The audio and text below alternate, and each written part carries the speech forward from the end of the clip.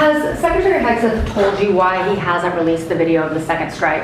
No, he hasn't told me. I thought that issue was dead. You're surprised you're bringing it up. You must be CNN. Lawmakers are still Are you talking about it CNN? on the Hill. Are you CNN? I am with CNN. Oh, gee, I'm shocked to find out. But lawmakers are still talking about it on the Hill. Well, I'll tell you, I don't know about lawmakers. Which lawmakers you're talking about? Most of the Democrats have been talking about Democrats? trying to release I it. mean, the people that you work for, the Democrats? You know you work for the Democrats, don't you? You're basically an arm of the Democrat Party.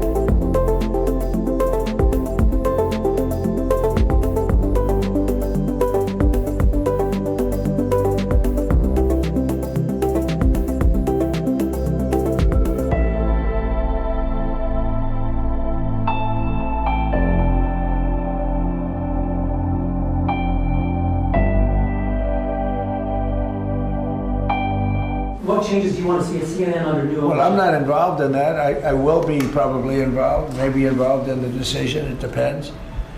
You have some good companies bidding on it.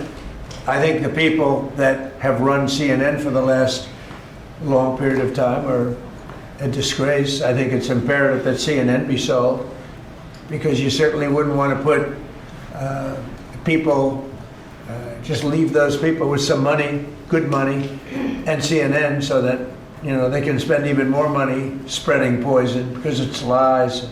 It's a disgrace. So I wouldn't want to see the same company end up with CNN, the same company with money, because right now they don't have too much money, but they have value, I guess, based on the bids. So they've got value.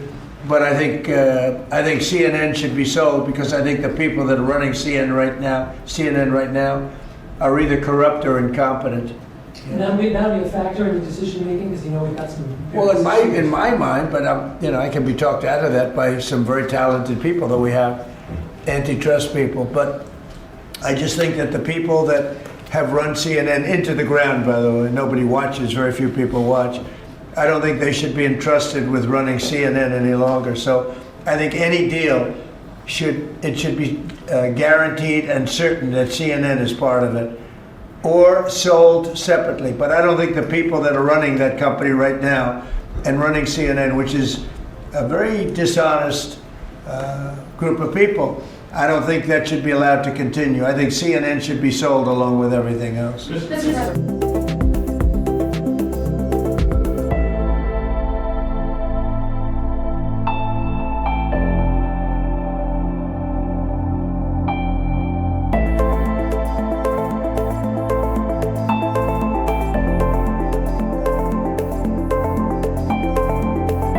it's time for Lefties Losing It. It's a fine time to have a look at the leftist mainstream media and work out just why trust in these institutions is at record lows. I wonder if CNN's Jake Tapper has any ideas on why Americans trust used car salesmen more than the media. The FBI finally announced that they had arrested a suspect accused of planting pipe bombs near the Republican and Democratic National Committee headquarters the night before the January 6, 2021 Capitol attack. Brian Cole Jr., a 30-year-old white man from the D.C. suburbs, is charged with transporting an explosive device. Say what now, Jake? A 30-year-old white man from the D.C. suburbs? That's what you said. Is this a white man, according to CNN? But then we shouldn't be surprised because CNN, including Jake Tapper, pushed the Fine People hoax against Donald Trump for 4 years, not to mention every other debunked hoax, including the Russian collusion hoax. Also on CNN, we had this woman, Ashley Allison, claiming this individual is some MAGA supporter and saying, we're all surprised he's not white.